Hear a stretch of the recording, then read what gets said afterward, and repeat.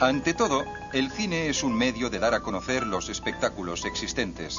La cámara se sitúa como un espectador más, de pie en la primera fila. La película consta de un plano único, pero ya es en color. Las imágenes se pintan a mano, una a una. Un auténtico trabajo de chinos. Pero ¿por qué conformarnos con lo que vemos? Desde el principio, la técnica de la sobreimpresión y otros trucos por el estilo muestran que el cine en sí mismo es pura magia.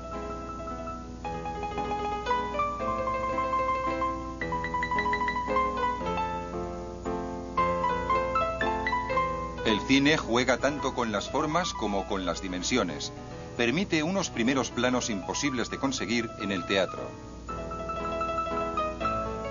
El sonido llegará después. Sin embargo, Edison ya intenta unir el fonógrafo con el cinematógrafo.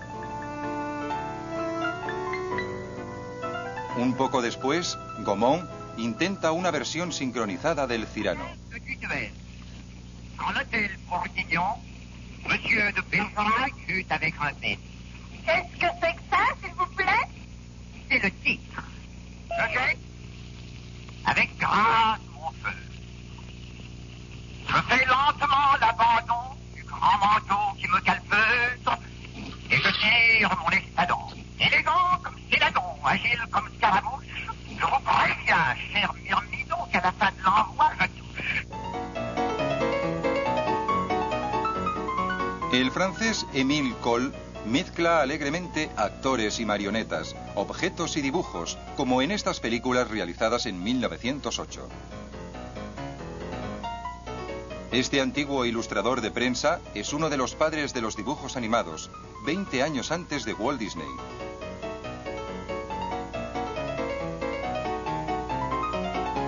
En El sueño de un camarero, pasa sin transición del plano real a la ficción onírica.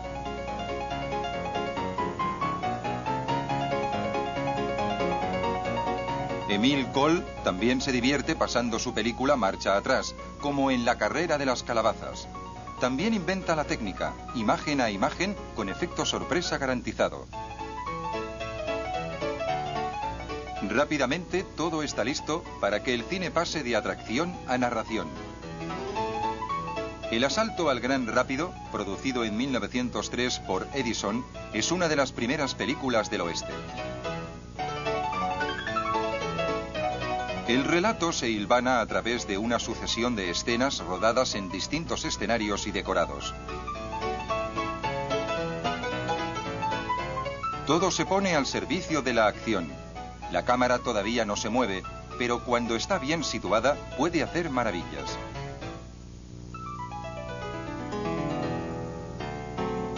Este rodaje en Hollywood en 1917 es cosa seria, aunque todavía hay que darle a la manivela y a menudo. La película, encerrada en su receptáculo, alcanza ya los 300 metros de longitud.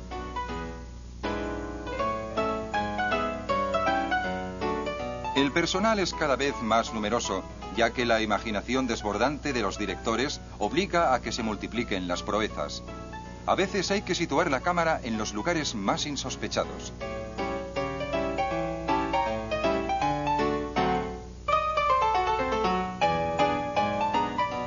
Los ayudantes están muy pendientes de todo, sobre todo cuando se rueda con actores difíciles de controlar.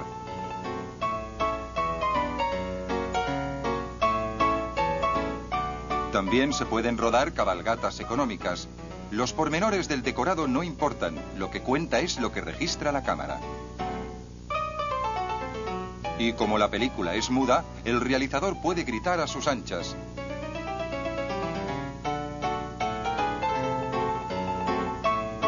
Las cámaras empiezan a tener movilidad, permitiendo así el traveling, otra novedad que facilita el rodaje de las escenas de acción.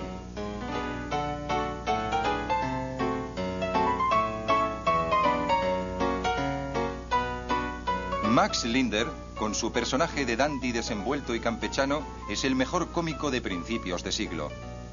Una época en la que dominan la burla y el pugilato. Uno de sus alumnos llevará su técnica mucho más lejos, lo que lo convertirá en el primer gigante de este nuevo arte.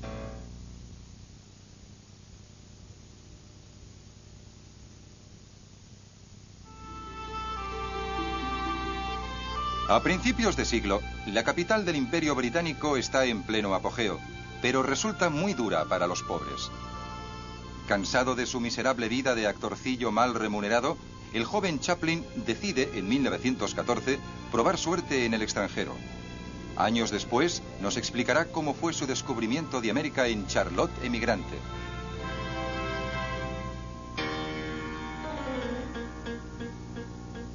Este cortometraje, rodado en 1914, esboza el personaje de Charlotte, el vagabundo que siempre sale mal parado, pero que sabe lo que quiere.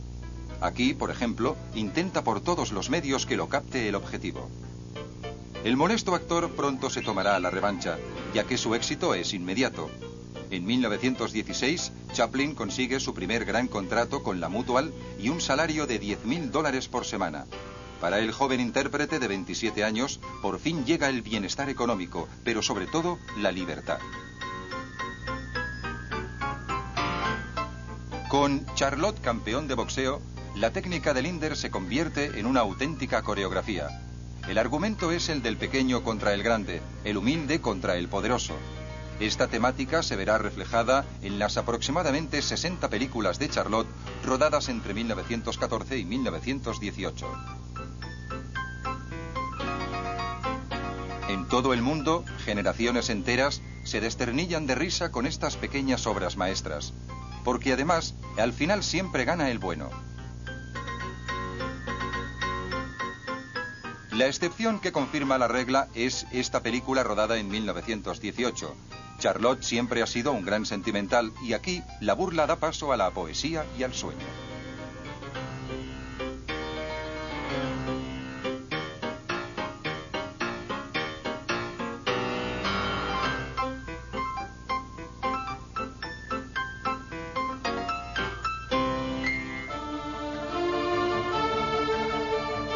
Se trata de oponer la dulzura del amor a la dura realidad de la guerra, encarnada por el malvado prusiano.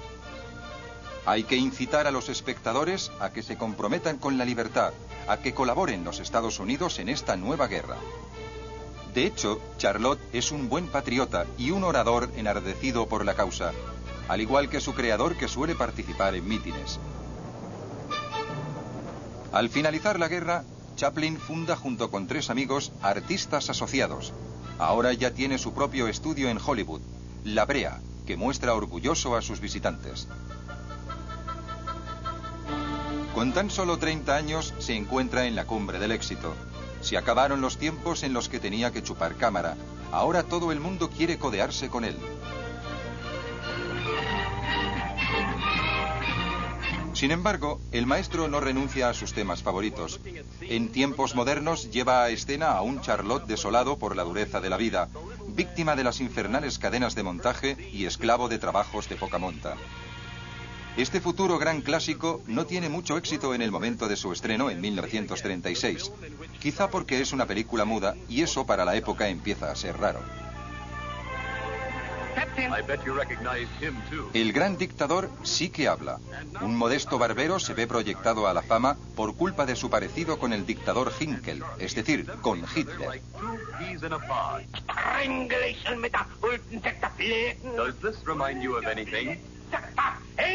En 1940, Chaplin ataca el punto débil del fascismo, el ridículo.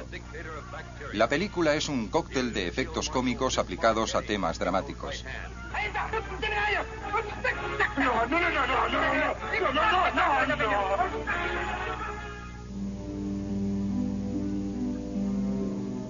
En 1952, Chaplin decide instalarse en Europa. Estados Unidos se ha olvidado del Charlotte patriota de 1917. La derecha lo acusa de simpatizar con el comunismo y boicotea sus películas. Regresa a Inglaterra junto con su mujer, Oona, con la que tiene 8 hijos, y recorre los barrios pobres del Londres de su juventud. Será una buena venganza para este actor menudo que no ha perdido su combatividad. I feel that, and I think that we can only go one way up. You've been going down. I think we've touched the bottom of the well, and nothing is permanent, thank God. And from that bottom, I think we're bound to spring up again. Charlotte muere en Suiza en 1977. Aquel día, todos los payasos del mundo lloraron.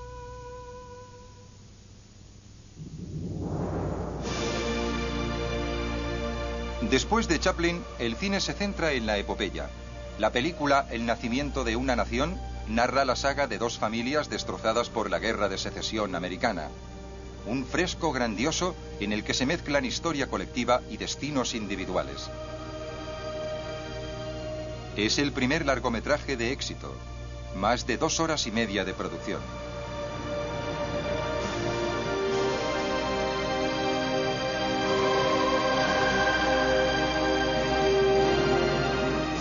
En respuesta a aquellos que le reprochan haber favorecido las tesis sudistas, David Griffith da más que hablar un año después con Intolerancia, en la que todavía hay un mayor despliegue de medios, 5.000 extras y decorados de más de 45 metros de alto.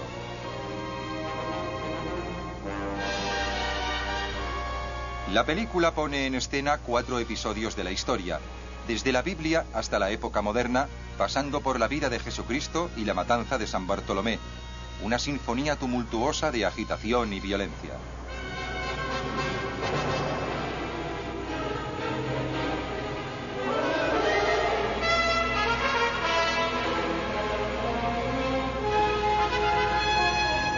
Europa sigue otros derroteros.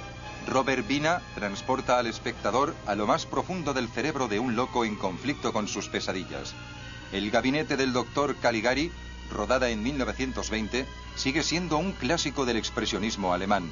El director juega con los decorados y las luces para crear un clima de opresión. El francés Marcel L'Herbier encarna, con El Dorado, una corriente más realista. Refuerza el clima de tensión con escenas de gran violencia.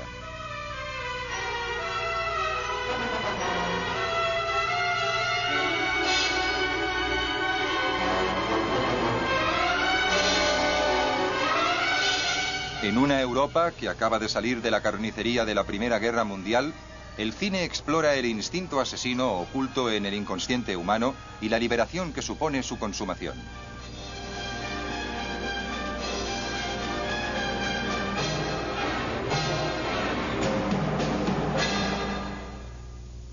L'Herbier evolucionará hacia el impresionismo y Jean Renoir, hijo del gran pintor francés, empezará por ahí.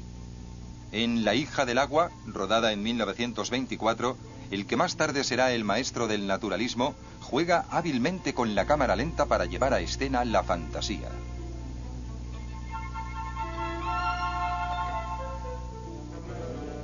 En 1928, el danés Carl Dreyer rueda para la Gaumont La pasión de Juana de Arco, desde el juicio hasta la ejecución. El despliegue de decorados y el realismo de las imágenes. Todo colabora a la hora de reforzar la intensidad de la acción y el peso de los personajes. Sobre todo, el empleo del primer plano, tanto de objetos como de rostros.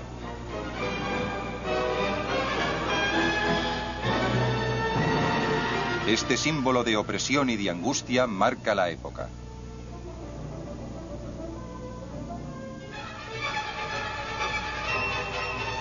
En Moscú, la revolución soviética se apodera del cine, al que Lenin considera el mayor arte de todos los tiempos.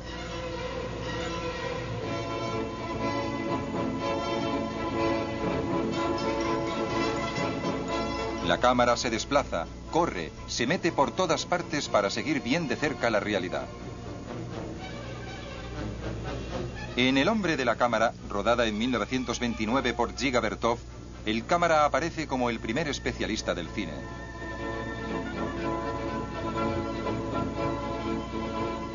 Hacen falta varias cámaras para poder grabar desde todos los ángulos a este nuevo actor, el pueblo.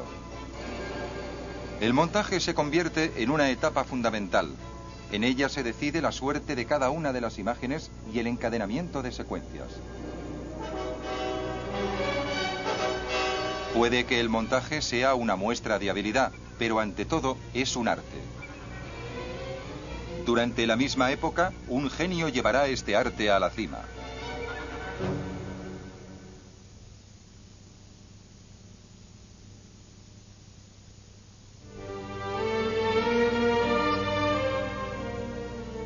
El joven Eisenstein, nacido en Letonia en el seno de una familia acomodada, es un estudiante sobresaliente. Sin embargo, escoge el teatro para pasarse después al cine. En 1924 empieza el rodaje de La Huelga, una de las primeras películas del cine soviético nacionalista. Con el fin de ilustrar la represión de una huelga por parte de la policía zarista, recorre a un montaje paralelo, un procedimiento que ya había empleado Griffith.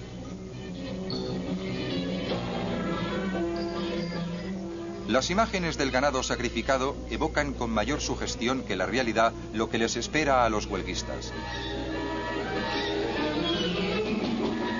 La cinta complace a las autoridades, que encargan a Eisenstein otra película, con motivo del 20º aniversario de la Revolución Rusa de 1905. Será El acorazado Potemkin. La escena de la tropa cargando sobre las escaleras de Odessa es la más famosa del cine soviético y probablemente del cine mundial.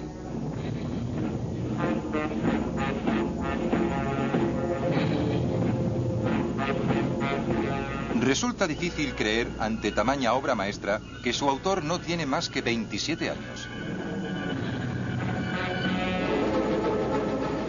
Octubre es otro encargo oficial.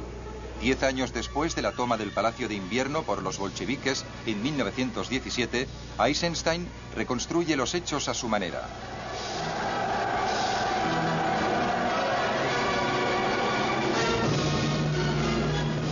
Se verá obligado a manipular la verdad histórica para acabar con la memoria de Trotsky.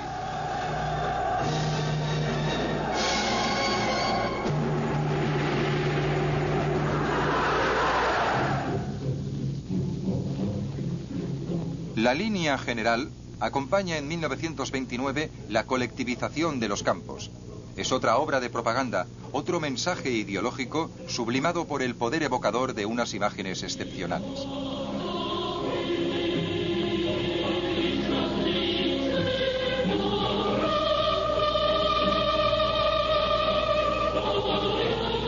Sin embargo, esta práctica resulta peligrosa. El propio Stalin empezó a intervenir en el montaje. Envía a Eisenstein al extranjero para que estudie el cine hablado. Durante 3 años, el realizador recorre Europa, de Berlín a Ámsterdam, de Suiza a Francia, después a Gran Bretaña.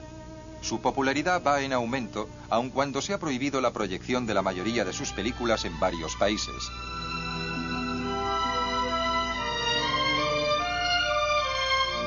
También cruzará el Atlántico para ir a Hollywood y después a México.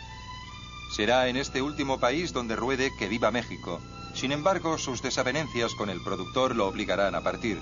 Jamás volverá a ver las imágenes de esa película. De regreso a la Unión Soviética, Eisenstein alcanza su consagración junto al compositor Prokofiev, con 2 obras maestras. Primero con Alejandro Nevsky, o la heroica historia del gran príncipe ruso del siglo XIII y su victoria sobre los caballeros teutónicos, acorralados en el lago Peipus y atrapados entre sus hielos.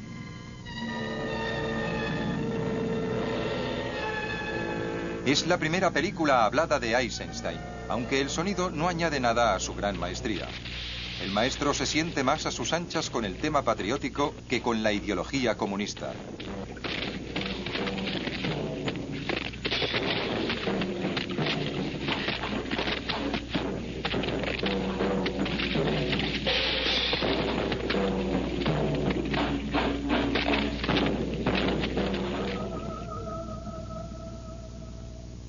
A continuación, rueda Iván el Terrible, un magistral retrato de este zar del siglo XVI que fue sucesivamente reformador, conquistador y tirano. Rodada durante la guerra, la película es una reflexión audaz sobre la opresión y la soledad en el poder. También es un símbolo del rechazo popular contra las tropas ocupantes.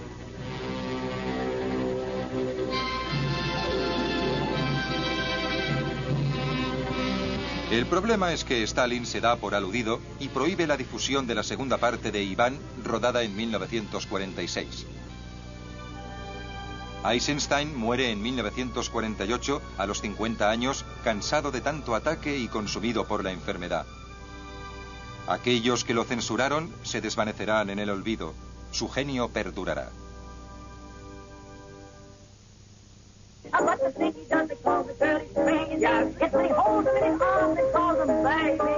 30 años después de su nacimiento, el cine experimenta su primera revolución. El sonido invade las pantallas.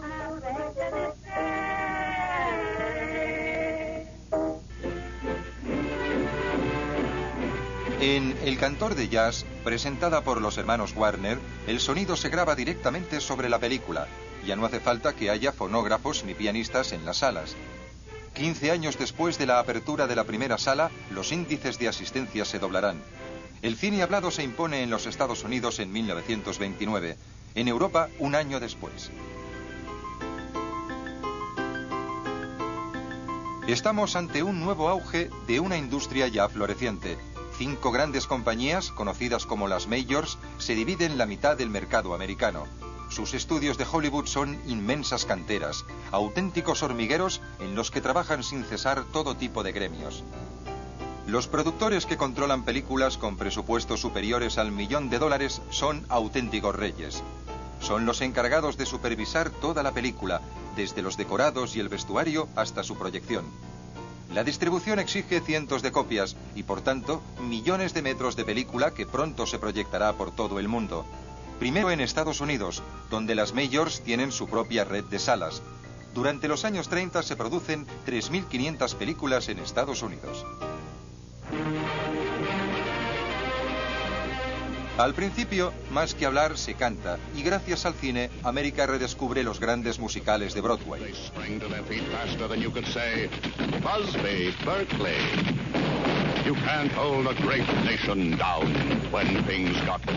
De lo que se trata es de olvidar la miseria de la Gran Depresión, tal y como explica esta cuña publicitaria de 1933. Superstars of the silver screen were dancing their little hearts out to bring a bit of cheer to a despairing people. Probablemente, al ser la única industria que funciona en un mundo en crisis, el cine no tiene ningún reparo en mostrar en sus pantallas personajes felices y con éxito. La fábrica de sueños crea música y evasión, amor y sentimientos. Wait until we walk into the lobby of the honeymoon hotel. The people loved it. It brought new meaning into their life. They were the first motion pictures to deal honestly with man's search for identity, set to music. Sin embargo, el cine americano no siempre es tan empalagoso. También puede ser muy ácido. En Freaks, o La parada de los monstruos, Todd Browning opone la fealdad a la belleza y el cinismo a la bondad. Una película negra, hasta el punto de que su propio productor censura algunas escenas.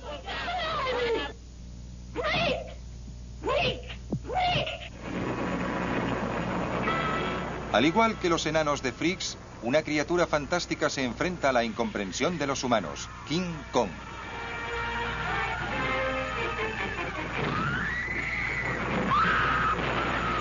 La mezcla sin igual de poesía y angustia hace que pasemos por alto la ingenuidad de los trucos. El tamaño del monstruo varía en una escena del 1 al 10 según los decorados. La epopeya alcanzará un hito histórico con Lo que el viento se llevó, rodada en 1939. En esta saga sentimental, con la Guerra Civil Americana como telón de fondo, el productor David Selnick y su realizador Victor Fleming no escatiman en medios. La película dura cerca de 4 horas y es en color, gracias al Technicolor. Se convierte en el mayor éxito de la historia del cine, con 100 millones de espectadores solo en los Estados Unidos. Todas las jovencitas del mundo se identifican con Scarlett O'Hara. La gloria de Clark Gable es universal. Frankly, my dear, I don't give a damn. A truly great motion picture. Ese mismo año, John Ford dirige La diligencia, un clásico de las películas del oeste. Es tan clásica que respeta las 3 unidades de la tragedia antigua en torno a una única acción, el asalto de los indios a una diligencia. You wouldn't be much good in a fight, you jailbird. Oh, leave the kid alone, he's handcuffed. Esta película fascina a un joven locutor de radio que la irá a ver 30 veces, mientras él prepara para el cine su primera obra maestra.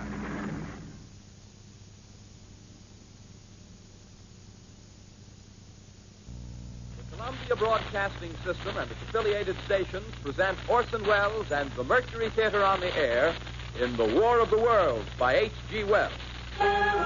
En 1938, Orson Welles apenas tiene 23 años, pero explica con tal maestría la invasión de la Tierra por los extraterrestres que provoca el pánico entre buena parte de sus 9 millones de oyentes.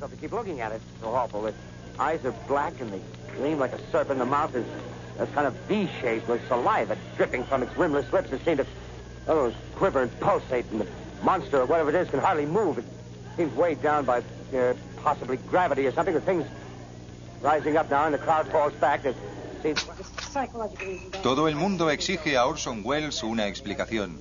El joven lo aclara todo con la soltura del actor consumado que ya es. Extremely surprised to learn that a story which has become familiar to children through the medium of comic strips and many succeeding novels and adventure stories should have had such an immediate and profound effect upon radio listeners. Ciudadano Kane, que se proyectó en 1941, lleva a escena la vida de un magnate de la prensa, megalómano y tirano. Cosa excepcional, la RKO da carta blanca al joven prodigio en su primera película, y él, a cambio, se mostrará original hasta en el tráiler. Thank you.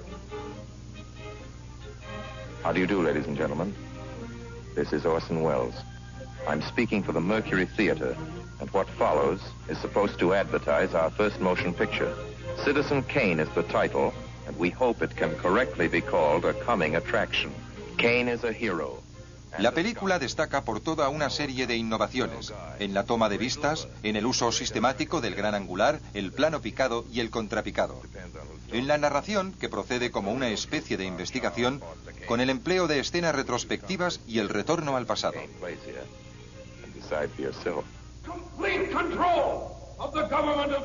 Ciudadano Kane es la consagración del cine de autor, un término prácticamente desconocido en los Estados Unidos. También redime al realizador, promoviéndolo a la categoría de creador. Orson Welles es un hombre con muchos dones. Es el mago que hace aparecer animales para después dormirlos. También es escritor, adaptador de Shakespeare, militante del Partido Demócrata Americano. Incluso trabajará como actor en más de 100 películas, además de las suyas.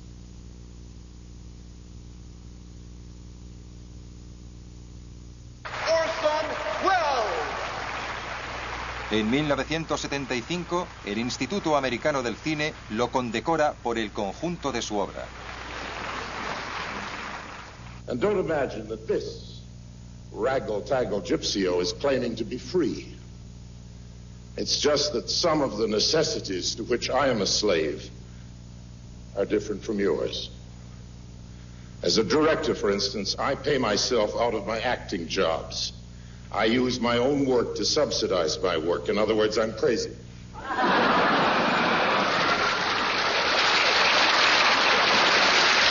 But not crazy enough to pretend to be free.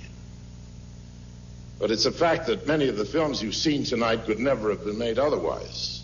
Or if otherwise, well, they might have been better, but certainly they wouldn't have been mine.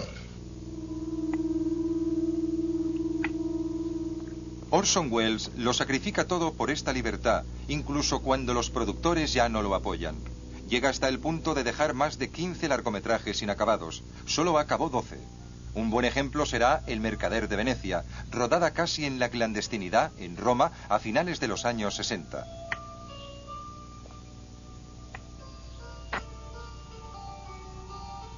Welles se ve obligado a parar el rodaje por falta de presupuesto. Para ahorrar con los extras, el maestro emplea varios maniquíes de cartón. A pesar de todo, su genialidad visionaria sigue intacta. There are never many, never enough of them, but there are men born into the world with a gaze fixed on the widest possible horizon. Men who can see without strain beyond the most distant horizon, into that unconquered country we call the future.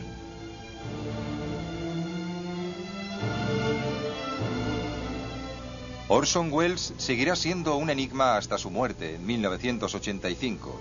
Hombre orquesta y solitario e incorregible, este hombre le queda un poco grande a su tiempo.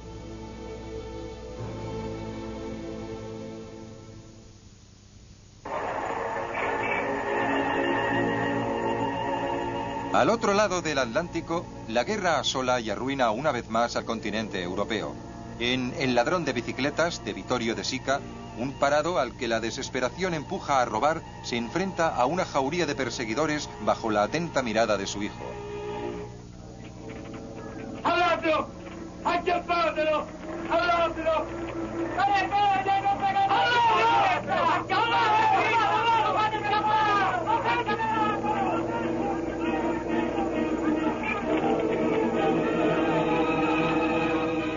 Para De Sica y los neorrealistas italianos, el argumento no importa tanto como la atmósfera y la densidad de las situaciones, sobre un trasfondo de protesta contra la miseria social.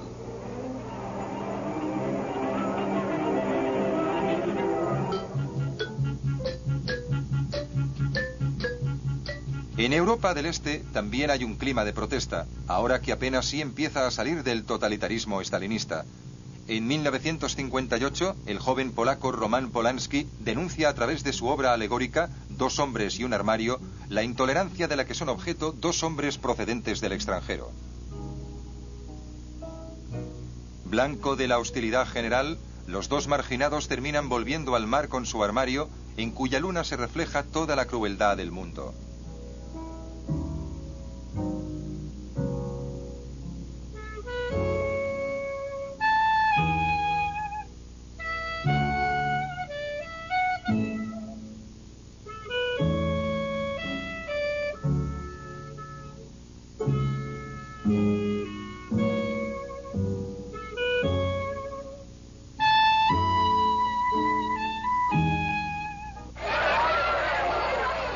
En Francia, Jacques Tati protesta a su modo contra las convenciones sociales y la estupidez colectiva. En 1953 se estrena Las vacaciones de Monsieur Hulot, película que consagrará a este emigrante ruso y antiguo payaso como el rey de la burla. Tati despliega una mecánica minuciosa al servicio del absurdo.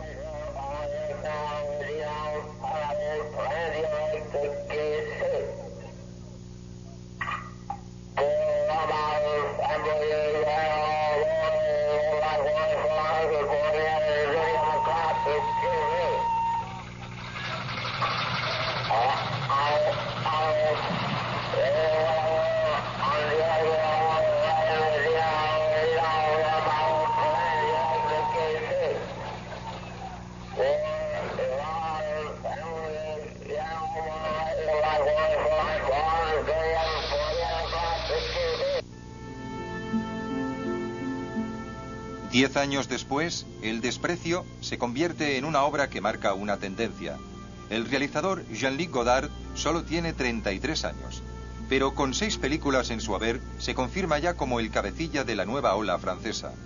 Les enfants terribles de la nueva ola protestan contra el orden establecido y preparan el mayo del 68. Por lo general, son antiguos críticos de cine que, al igual que Godard, denuncian el academicismo de sus predecesores y pretenden introducir todo tipo de novedades. Medios ligeros, rodar en exteriores, escenarios mínimos, dejando un amplio margen a la improvisación. También promueven una nueva generación de actores.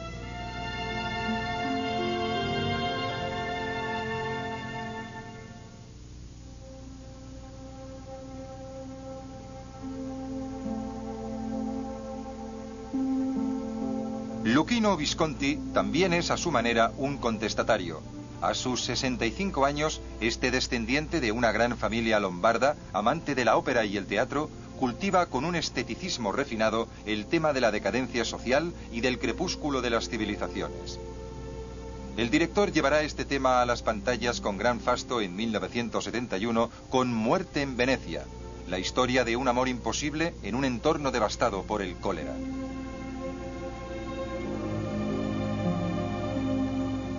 El cine italiano de esta época es uno de los mejores del mundo y tiene su propio mago.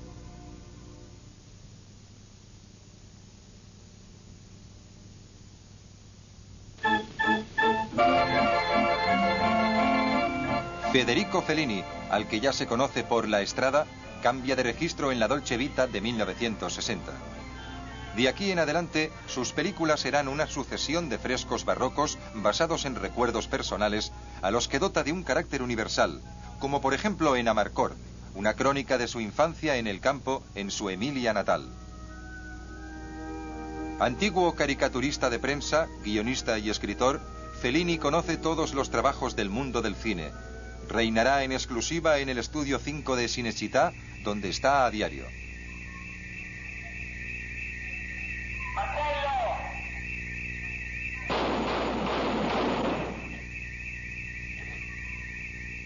El mejor homenaje que se le puede rendir es el de verlo dirigir. Aspetti. Vai Marcellino, vai, fate scappare, vai. Alza.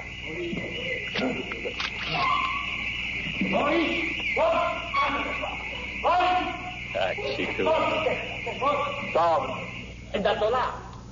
Dovrebbe restare qui o sparire o perlomeno poi venire da te o rigirare il seguitore, perché è un cane che va via, non è un cane che va a vedere chi è. Brindava signora bassissima.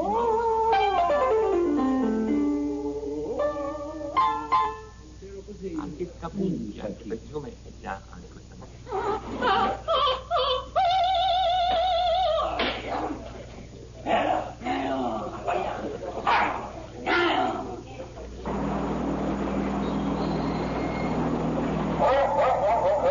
Siamo legati, vai Marcellino. Alzate le testine, ridete, parlate, ecco. Grazie, buonanotte. No, ma senti, bambini, senti, momento, venite qua, sentite? Ragazze, buonanotte. Donatella? Allora, accendi. Una prova completa. La vedi? Bene, chin up, too much, like this. Pronti? Pronti, maestro. Vai, effetti, treno. Vai. Posto.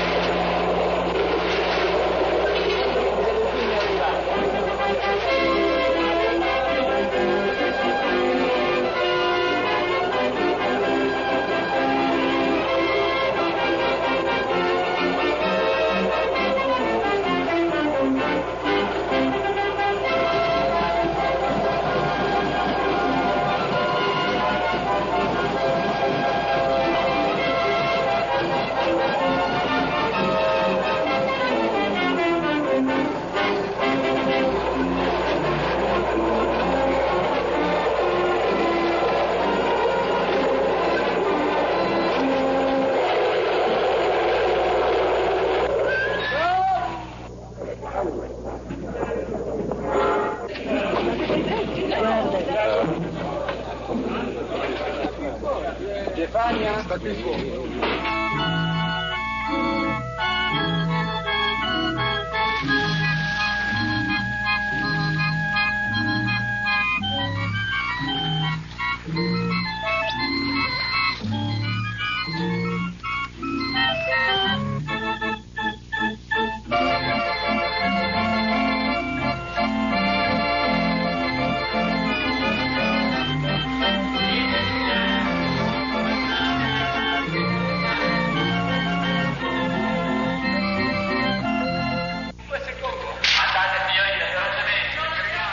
Creador prolífico, incansable y jovial hasta en el pesimismo, este hombre poseedor de 5 Oscars no lleva nada bien el auge de la televisión que, según él, vomita en una pantalla de pequeñas dimensiones millones de cosas que se anulan las unas a las otras.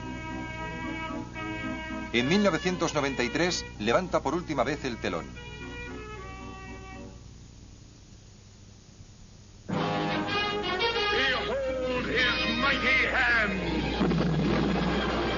La escena de Moisés partiendo las aguas del Mar Rojo da un nuevo ímpetu a las superproducciones de Hollywood.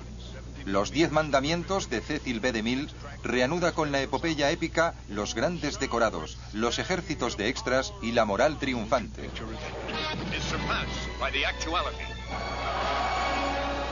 Para rodar la famosa escena de la carrera de carros de Ben-Hur hicieron falta 3 meses.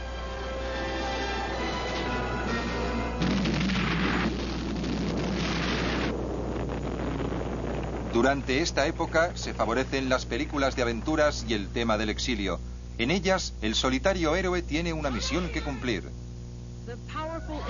Rodada en 1962, Lawrence de Arabia encarna en el momento de la colonización el combate por la liberación de los pueblos.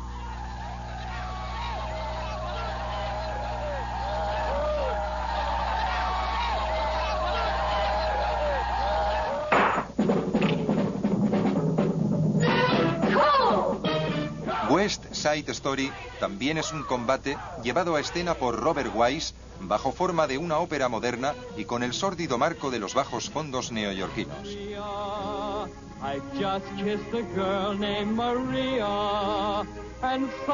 La lucha entre 2 bandas rivales sirve de telón de fondo para una intriga amorosa inspirada en Romeo y Julieta.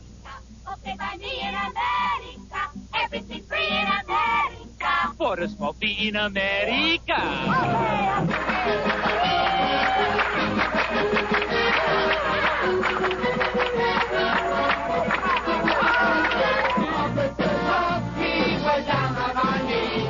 La coreografía de Jerome Robbins con música de Leonard Bernstein hace de esta película un éxito rotundo desde el momento de su estreno en 1961.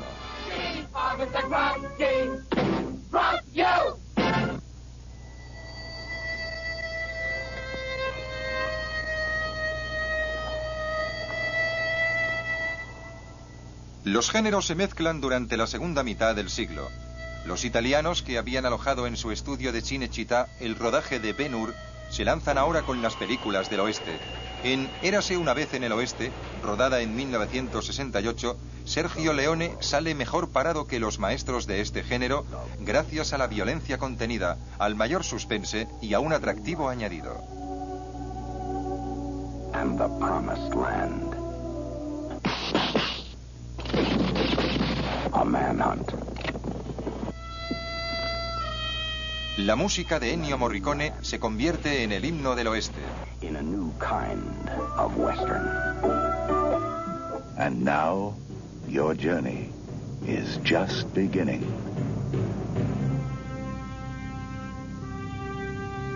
«2001, Odisea del espacio» es un ballet intersideral. Además de mostrar las extraordinarias hazañas de los astronautas de la NASA, la película de Stanley Kubrick es una deslumbrante sinfonía musical y visual. También es un relato filosófico, una especie de búsqueda heroica del Santo Grial a través de las vertiginosas profundidades del espacio y el tiempo.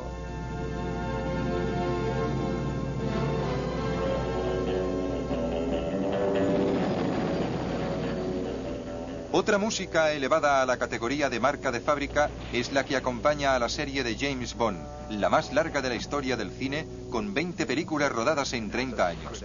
El británico John Glenn protagonizó 5 de ellas.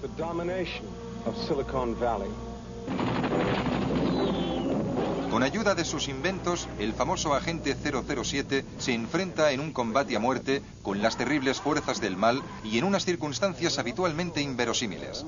Name's Mayday. Someone will take care of you. Oh, you'll see to that personally, will you?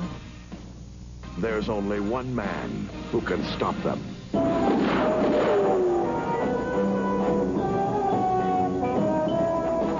¿Es el cine ante todo un arte destinado a los niños? Hay un hombre que está convencido de ello, y así lo demostrará.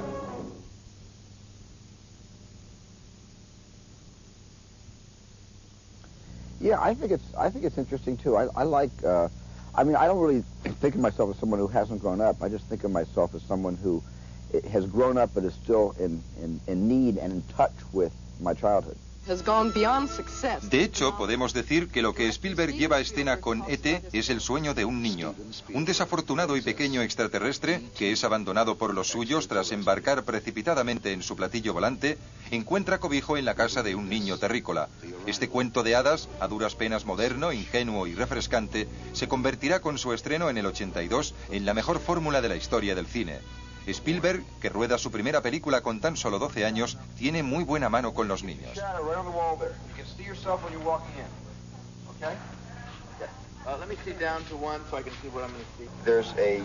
There's almost a psychic, you understand the word psychic? You know, ESP? Yeah. There's almost a psychic attraction. You're not sleepwalking, you're not dreaming, you're really conscious, but something is making you brave. Pero en el fondo, ni siquiera el propio Spielberg sabe demasiado bien dónde está. It's hard for me to grow up through my work. I've tried, but it's hard because, you know, when you grow up, essentially, all that essentially means is that you're sort of play acting the role that you saw your parents play. De hecho, la película Hook, rodada en 1991, es prácticamente el sueño de un padre. Nos encontramos con un Peter Pan cuarentón que regresa al mundo de los niños para enfrentarse al famoso Capitán Crochet. A Spielberg también le gusta asustar. Desde 1975, mucho antes de E.T., las distintas entregas de Tiburón se convierten en un éxito de taquilla y en una importante entrada de ingresos para la productora que el director funda a los 22 años. Spielberg lleva a la gran pantalla y con gran realismo la aparición de un tiburón en una playa americana. Lo hace al servicio de una buena causa, el combate por la ecología y la seguridad contra la codicia del mundo de negocios. Can compare with the reality of Jaws. Here he comes. Go, please. Spielberg produce en serie. Indiana Jones y la última cruzada es la tercera entrega de las aventuras de un excéntrico profesor enfrentado a los nazis en un marco exótico.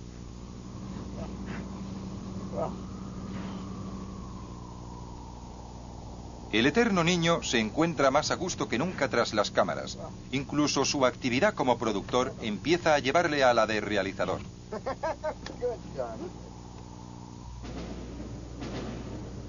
En 1993, Spielberg empieza a darle vueltas a una idea. About the idea that man has been able to bring dinosaurs back to Earth millions and millions of years later, and what happens when the dinosaurs and man, you know, for the first time come together after so much time. Perhaps we were not meant to create. Parque Jurásico es la primera película de la historia cuya recaudación total supera los $1.000 millones. Pero Spielberg no se contenta con esto. Because often, you know, sometimes if you're told you're good at a certain thing, you don't want to stray away from that too far. And this was a departure for me. Para él, el cambio llegó con La lista de Schindler. Spielberg se acuerda de sus orígenes judíos y de todo lo que le contaron sus padres sobre el horror nazi.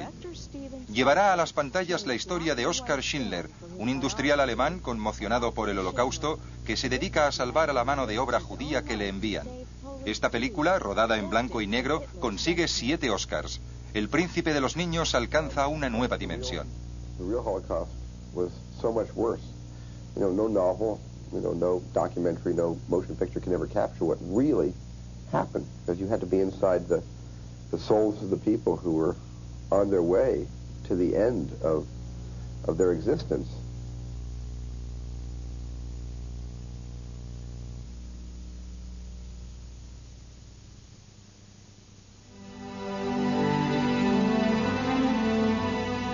El IMAX se impone como el cine del futuro. Una película 2 veces más grande se proyecta al doble de velocidad sobre una pantalla envolvente de 27 metros de diámetro con 6 pistas de sonido.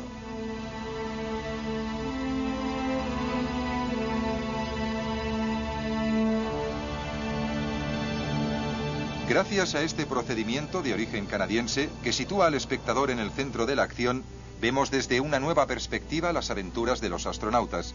Lo mismo ocurre con estas imágenes de unos pozos de petróleo ardiendo en Kuwait tras la Guerra del Golfo.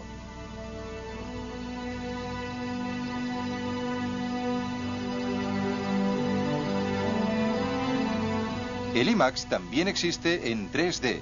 Estas gafas cierran uno de los ojos del espectador alternativamente, 48 veces por segundo, en perfecta sincronización con el proyector, que restituye las imágenes registradas al mismo compás gracias a una cámara binocular.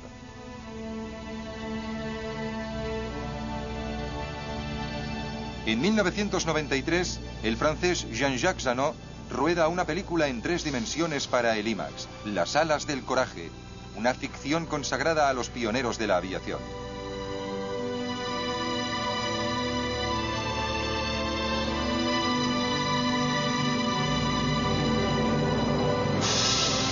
Ningún medio se resiste a las cámaras del IMAX. ¿Qué podría ser más conmovedor que esta mirada del siglo XXI descubriendo los restos del Titanic en el fondo del océano?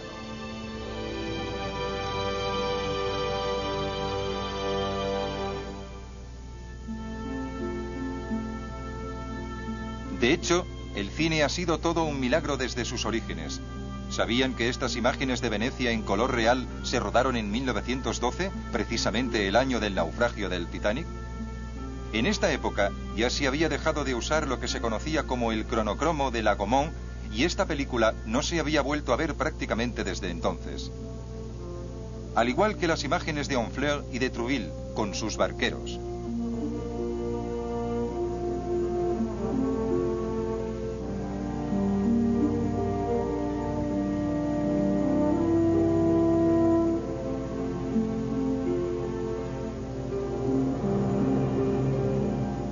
Estas magníficas imágenes son una lección de humildad.